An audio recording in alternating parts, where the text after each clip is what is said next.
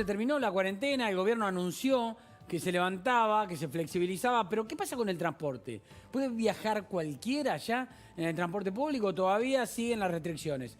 José Arteaga está con nosotros. José, ¿cómo va? Buenas tardes. Buenas tardes, Fernando.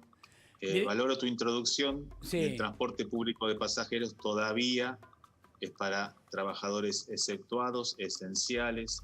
Y en el caso de larga distancia que se acaba de habilitar, Fernando, es también para trabajadores esenciales y con causa de fuerza mayor. Mm. Ahora, José, a ver, la verdad es que se ve mucha más gente en el transporte Es así. público y creo que hoy se vio mucha más gente que el viernes, por ejemplo. ¿Puede haber habido Es alguna así. confusión de algunos? No, a ver, sí hay más gente en la calle, sí hay más gente circulando. En el transporte público de pasajeros, Fernando, en la sumatoria de los modos de subte, ferrocarril y automotor urbano, lo que históricamente fue antes del 20 de marzo 4.200.000 pasajeros por día, actualmente está en 1.600.000, casi 1.700.000.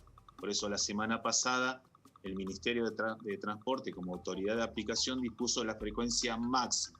¿Esto qué significa, Fernando? 2.000 unidades más a partir del día de hoy para garantizar frecuencia y garantizar fundamentalmente distanciamiento.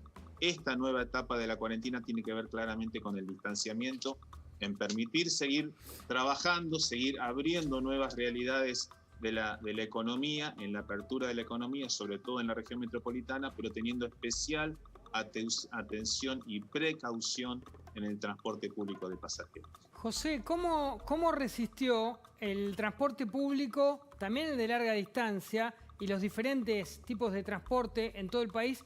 ¿Cómo resistieron con tan poca actividad durante tanto tiempo? ¿Hubo algún caso de pérdida de empleo? ¿Tienen algún tipo de registro de eso?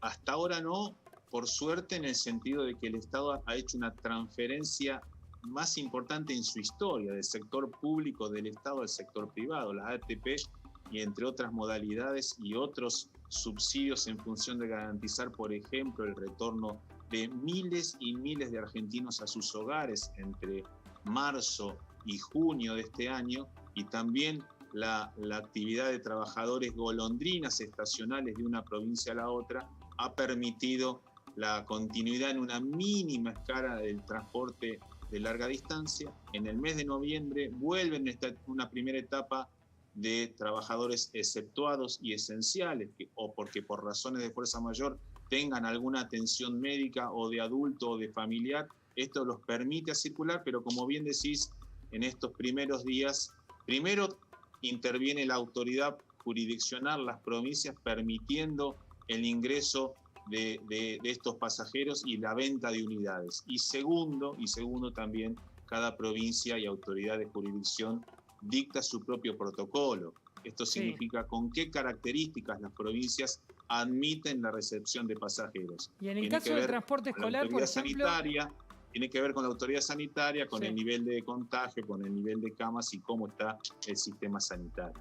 en el caso del transporte escolar, que es prácticamente no hubo actividad escolar durante muchísimos meses, ¿cómo salió adelante?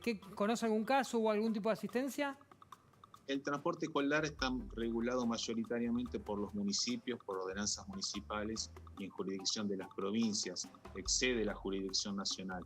Sabemos que hay mucho reclamo, entendemos el estado de situación, es como bien decís, un estado de preocupación que se suma al transporte de turismo o de oferta libre, que al estar absolutamente suspendida las condiciones de turismo han visto muy degradada su actividad y en riesgo de ocupación su actividad.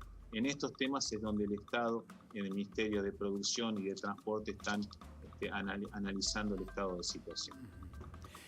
José, hubo escenas incluso hasta desagradables de situaciones entre provincias. Recuerdo Córdoba y San Luis, por ejemplo, ¿no?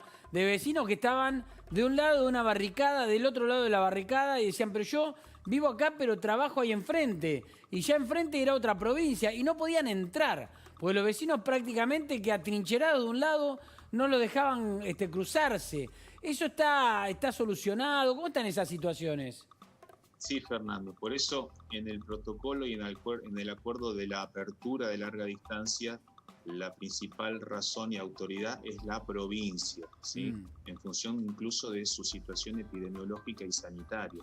Lo que contás fundamentalmente se dio en los primeros meses de la pandemia en el transporte de cargas, transporte que es declarado esencial, Sí. y a partir de poder llevar la logística, los insumos, los medicamentos, los alimentos a cada pueblo, localidad, ciudad y provincia de la República Argentina, se tuvo que articular un operativo con Ministerio de Interior, con fuerzas de seguridad, con cada una de las provincias, con migraciones en función de los pasos fronterizos y obviamente el Ministerio de Transporte y la CNRT, Claro. que además se sumó YPF, aportando 500 estaciones de servicio a lo ancho y largo del país para que el transporte esencial de cargas pudiera tener un lugar de alimento, de descanso, de higiene, que permitiera la continuidad del servicio. Claro.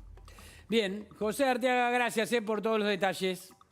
Gracias, Fernando, un gusto y a disposición. Gracias, el director ejecutivo de la CNRT. Tenemos que hacer una pausa. Ahora, temperaturas agradables, ¿no? Este fin de semana. Hoy también, por encima de los 20, ahí, ni frío ni calor. ¿Pero querés saber cómo sigue? Porque te puede llevar una sorpresa. Después de la pausa vamos a hablarlo con Diego Angeli, con nuestro hombre de la meteorología. Después de la pausa.